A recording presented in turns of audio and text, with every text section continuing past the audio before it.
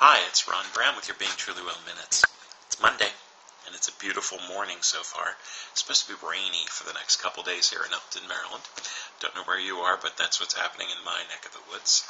Back to you, Jim. No, just kidding. This morning I woke up and I really just had a lot on my mind.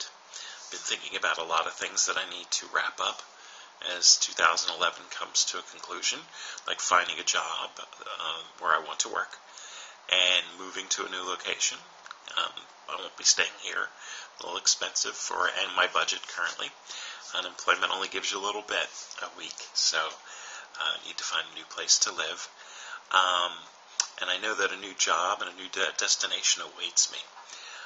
So this morning I woke up and I asked the universe for what I need. Give me what I need so that I can focus my energies on what I truly must be working on. And all of a sudden the name James came to mind. Now, the book of James in the Bible is one of my favorites. And I thought maybe, well, that's it. But I went to the Google search engine and I typed James, and I felt like Barry was a good one to go. And I knew I had quoted from him before as the writer of Peter Pan. But I found 3 quotes about things he wrote that really touched me and spoke to me. And let me talk about that. When you have something that lights up for you, literally like Christmas lights on a tree, and it may be something, you could look at a Christmas tree with its lights turned off, and you might see some ornaments and it looks nice. And all of a sudden someone plugs in the light set, and it lights up and it becomes magical. It becomes meaningful to you. And you get that, and you go back to a little kid energy of joy. And, the universe has been very faithful in doing that for me in various areas of my life. Sometimes I'm oblivious to it. Sometimes I have my back turned so I don't see the twinkle lights getting plugged in. But I must always go back to be centered and to listen and to be yielded. Universe, I am truly listening, and I lift up my life unto you. Great Creator, I lift you, and I offer my life to you in service to others for what I am to unfold in my embryonic truth. I encourage you to do that for yourself. Here are 3 little quotes that I have from Mr. James Barrie, or J.M. Barrie, the writer of Peter Pan. The secret of happiness is not what one likes to do, but in what one has to do. Let that sink in. Because sometimes what one likes to do is, it feels good, do it. But in your heart, you know it's not what you really should be doing. Your embryonic truth will always give you a Geiger counter, like we talked about before, of truth. It'll draw you to what is truly right, to what you have to do.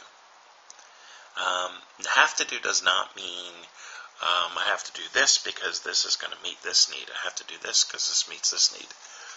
What he's talking about, I believe, is the secret of happiness. It's not just doing the everyday, but do the everyday in a way that is going to lead you to where you should be, a true person of service.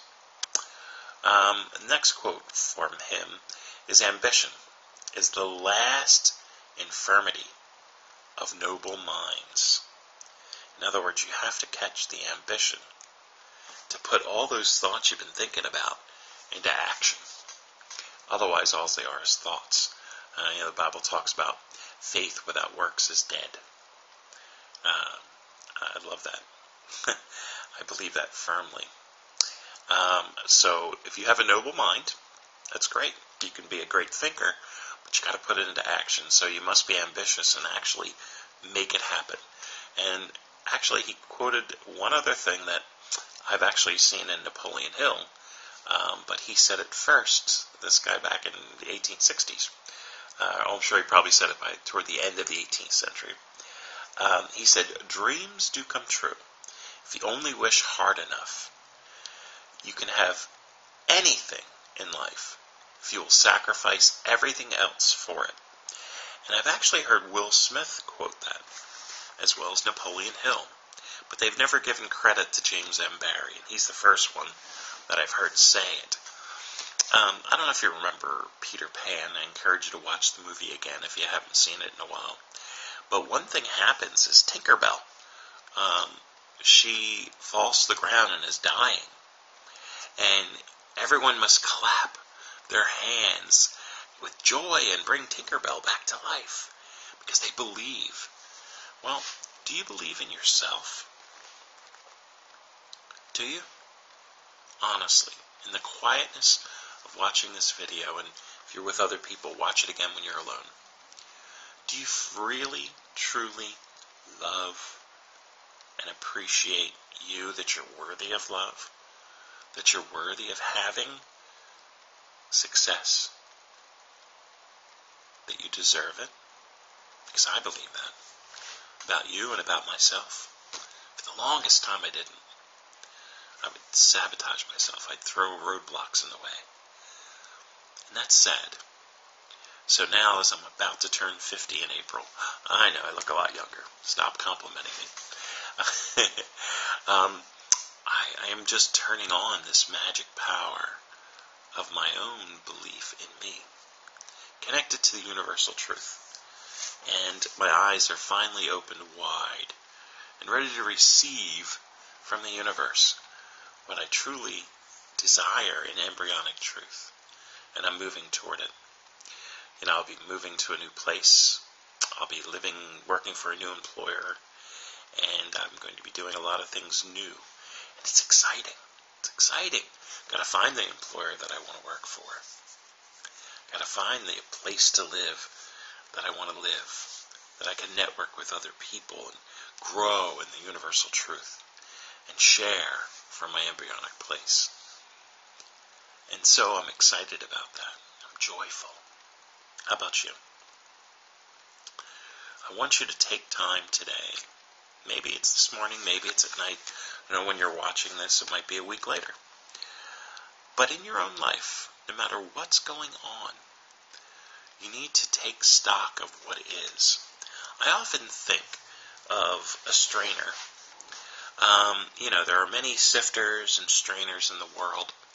When people who do gold mining sift through the mud and the muck and the mire, they're looking for gold nuggets that are left behind.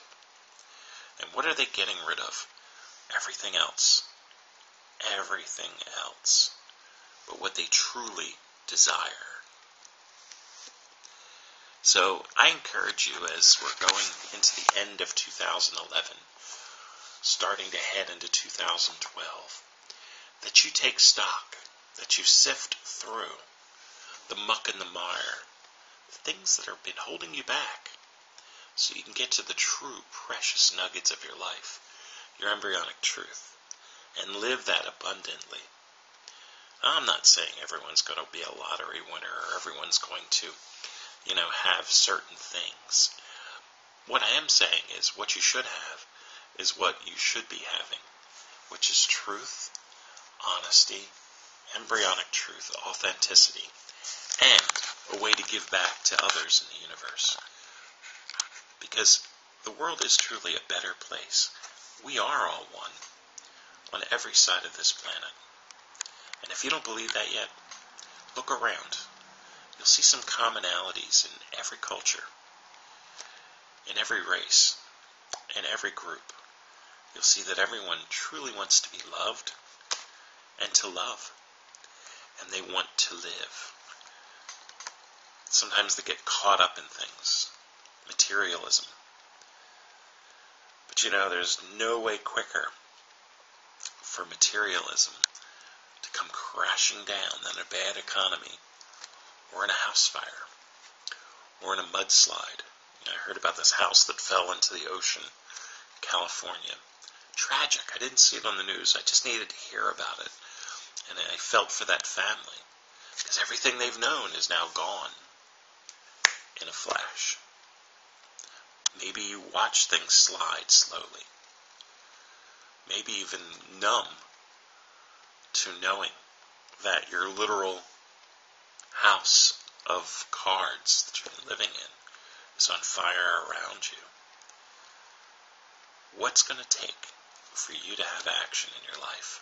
True passion, true connection to your embryonic truth. Don't wait for the walls to come crashing down or your house to slide into an ocean. Take stock.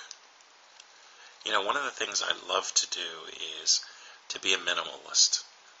And, when I moved to this apartment 2 years ago, I went through everything I owned and said, do I need it? Do I not need it? If I don't need it, I'm not taking it with me.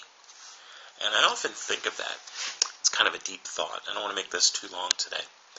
But, as I go through my boxes of life, and I decide what I will take with me to the next apartment, I think I might even get a studio. It's smaller because Zen-like places, which I enjoy, have less. Less is more because it allows you to truly focus on what is important. But as I go through and I minimalize those things that are what I call detractors, I look to what is really important. And there's a life lesson in that. What is really important to you? What is your desire? What's your passion?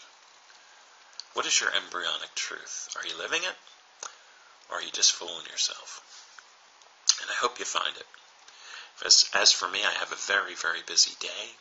Lots of things to accomplish today. So I'm taping this at 7 o'clock in the morning, and I'll post it. It'll be up before 8. And I just look forward so much to sharing with you every day. I know that my pseudo-son, Nick, down in Texas, who told me that it'd be nice if you could share with people on a daily basis some of your thoughts on video. So I thank Nick. It's been a month now. We started it on November 1st. And I just wanted to share with you things that the universe is showing me, and hopefully it'll touch you in some small way and reach through and waken within you your embryonic truth. This is Ron Brown for your Being Truly Well Minutes. Have a wonderful day, and look for the change that makes all the difference. Are your twinkle lights on the tree? Go for it. Enjoy them. Find out what they mean. We'll see you tomorrow.